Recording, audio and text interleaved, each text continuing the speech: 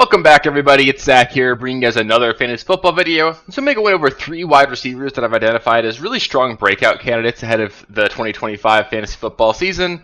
Generally, these are players that we all know have a lot of talent. We just haven't really seen them put it together yet. But if we can guess right on which year that breakout happens, get those guys at the discount this year, you end up finding guys that could finish inside the top 10, top 15 at the position that are absolutely not being drafted at that. And if you manage to hit on a couple of these, it really does help define your entire fantasy football season. So I think it's a really fun exercise to try and identify them.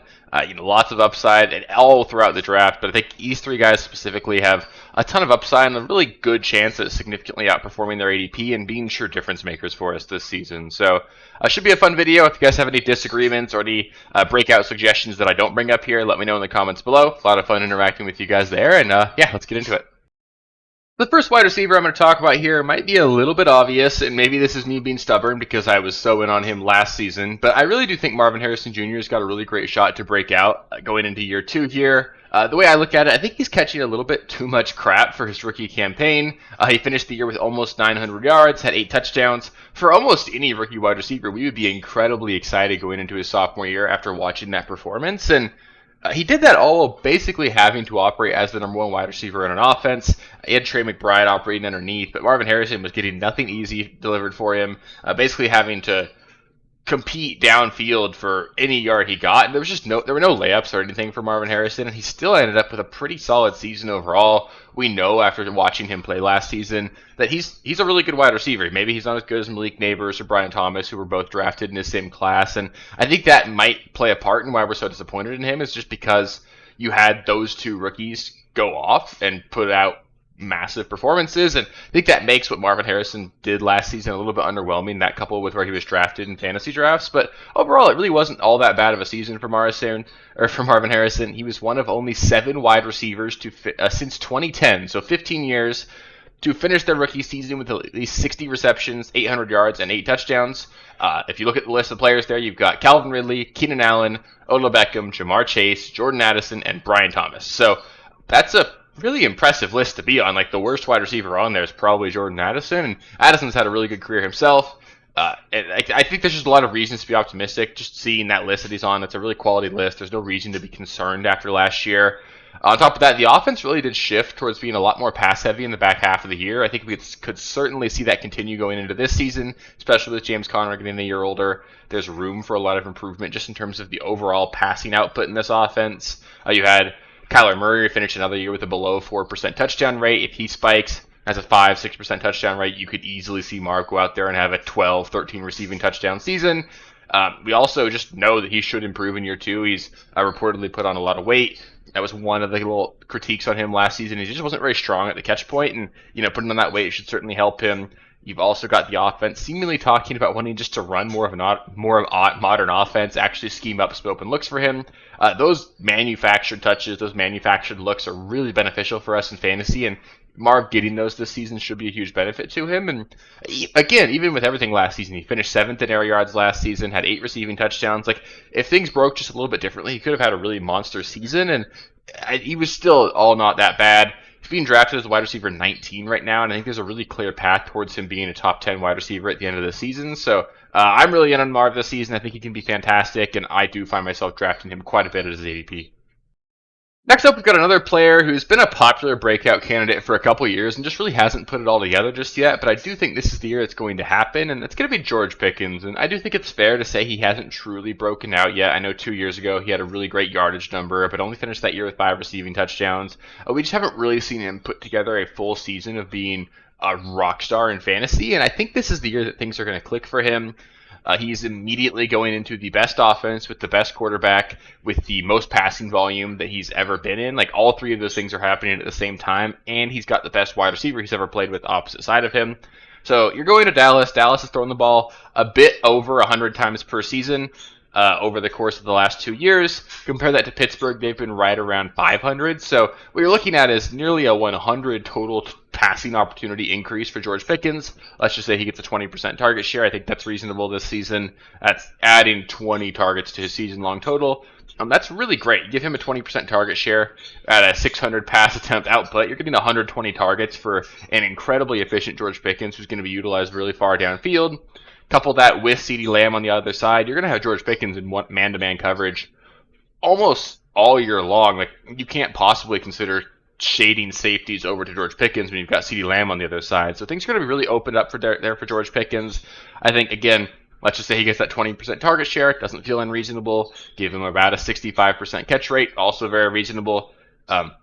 Career average for him in yards per catch. You're looking at like an 80 reception, 1,200 yard, probably 10 touchdown season in this offense. Those are numbers that can get you into the top 10 at the position. I really do truly believe that's in his range of outcomes this season, and he's being drafted as wide receiver 30. So if you can get him as your wide receiver 3, I think that's absolutely glorious. I think we could look back at this at the end of the year and say he was one of the steals of fantasy drafts, because we know the talent's there, right? Like, just watching him play, you see those acrobatic catches. He's one of the best downfield threats in the NFL. The Cowboys absolutely love airing it out. They've been near the top of the league in deep passes over the last several years. George Pickens specializes in that, and then of course he's going to have man coverage. So I think this is just a perfect combo there. George Pickens is in a contract here. He's got to go out there and perform well to get a big money deal, and I think he's going to do that for the Cowboys this season. I don't know if the Cowboys will necessarily be good, but that almost helps. Like, you want the Cowboys to kind of suck, so they have to play from behind, air it out a lot. I think they're going to have to do that. So I like George Pickens a lot this season. I think this is the year it all comes together for him, and I'm going to be drafting a lot of him this season. And then third, but certainly not least here, Rome Odunze is a guy that I really think has another great opportunity to break out in this season. He's another guy that I think is probably just catching a little bit too much crap for his rookie season. I think that in general, at least watching him on film, look over at, Matt Harmon does a great job on reception perception. Just overall, he was a good NFL wide receiver last season. It just didn't turn into production in the box score, and a large part of that was really just because Caleb Williams played like absolute crap last season. It led to Rome Odunze finishing 84th out of 85 qualifying wide receivers in catchable target rate. That's the second worst in the entire NFL. 59% of his targets were catchable. Typically, you'd want to see your catch rate like closer to the 70%, and less than 60% of Rome's targets were even catchable. 38% of his air yards were catchable, so he was 14th in the league in air yards, but only finished with 41st in the league in receiving yards. Number 2 across the entire league in unrealized air yards. There was just a lot of meat left on the bone here in this offense, and I think Ben Johnson coming over is going to provide a lot more structure. You're going to have a clear offense that's going to scheme Rome open. You're going to see him a lot more on those crossing routes because we know he's an elite athlete. He can do a lot with the ball after the catch. And I think there's a really great opportunity here to look at Rome as a guy that they might use very similarly to how the Lions use Jameson Williams. But I think Rome is a better player than Jameson Williams. He was drafted in the top 10 in the NFL draft. Jameson Williams, we haven't seen really put it all together yet. But in this offense, I think there's a really great opportunity here for Rome to be maybe even the number 1 in this entire offense, because I don't think DJ Moore offers the same kind of target competition that he used to. Still a great wide receiver. I would still probably draft DJ Moore over Rome Odunze, of course, but like, if you told me at the end of the year that Rome just goes out there and outperforms him, I think that's certainly within the range of outcomes. One thing you also like to see is that both Caleb Williams and Rome are both going into year 2, so both of them are going to get better this year than they were last season. That just means that in general, it's really safe to assume that Rome's only going to perform at a higher level this year than he did last season. On top of that, the Bears have done a lot right this offseason. They really went out there and addressed the offensive line. It was like the first thing Ben Johnson did when he got into town. And I think on top of the running game, I think that really helps Rome more than any of the other wide receivers in this offense, because he is the deep threat in this offense. That means that you need some longer developing plays. You need play action. You need plays that give Rome time to get downfield. And when you have poor offensive line play, that's how you end up with a lot of uncatchable air yards where Caleb's either just chucking it deep just to sort of avoid a sack, inaccurately evading pressure while he throws it deep. Like, the ability to give Caleb Williams time to set his feet, Rome to get downfield, I think that's going to be incredibly beneficial for Rome, because Rome was open downfield a ton last year. If you just gave him some catchable targets, Rome could have easily went out there and put up an incredible season, and things just didn't quite hit right for him last year. But there are a lot of reasons to be optimistic here, and if you believe that Caleb Williams is going to take a step forward, be even just a good quarterback, because he was horrendous last season. This team finished dead last in the NFL in total yards. They were 28th in the NFL in points per game. Like, if Caleb just becomes an average NFL quarterback, which, I mean, he was drafted to be great, right? So saying he could just be average, like, let's say he takes the Trevor Lawrence path, right? So Trevor Lawrence, I think it's fair to say at this point he's not great, but we know that Trevor Lawrence is at least a competent franchise quarterback.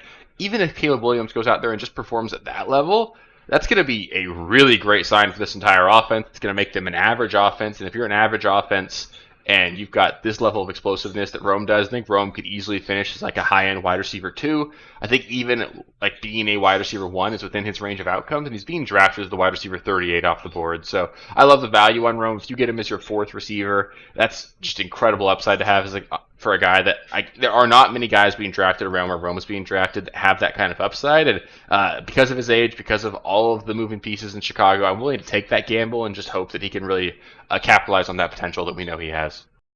That'll do it for the breakout wide receiver video. Up next, I'm going to go over 3 running backs that I think could break out in 2025. So stay tuned for that video. After that, we'll go into the quarterback and tight end positions. So make sure you guys don't miss that one. We're also going to be doing a lot more mock drafting, a lot more draft strategy stuff, some auction content as well. There's going to be a ton of content coming out over the next several months, especially as we get closer and closer into like the heat of draft season. So if you haven't already, make sure you subscribe to the channel. I'm going to be putting out at least 3 videos a week for the entire off season. Honestly, going to be a lot more than that because we got a lot to go over. There will be at least 3 videos a week during the course of the regular season as well. I'm going to be here all year long to help us win some championships together, so just make sure you get notifications, click the bell, that way you don't miss any video. And then, of course, if you made it this far in the video, just give it a thumbs up. It helps me out quite a bit, and I figure if you made it this far in the video, hopefully this video helped you as well. So, yeah, really appreciate you guys. It's going to be a lot of fun. We're getting closer and closer to football, and I can't wait. So I'll catch you with the next one, guys. Peace. Thank you guys for watching. If you haven't already, please be sure to subscribe to the channel, like the video, check out these other videos here if you haven't. If you want more content, please feel free to follow me on Twitter at RealSteelFFB. I'll be more active on there as the season goes on. Thanks. Catch you later.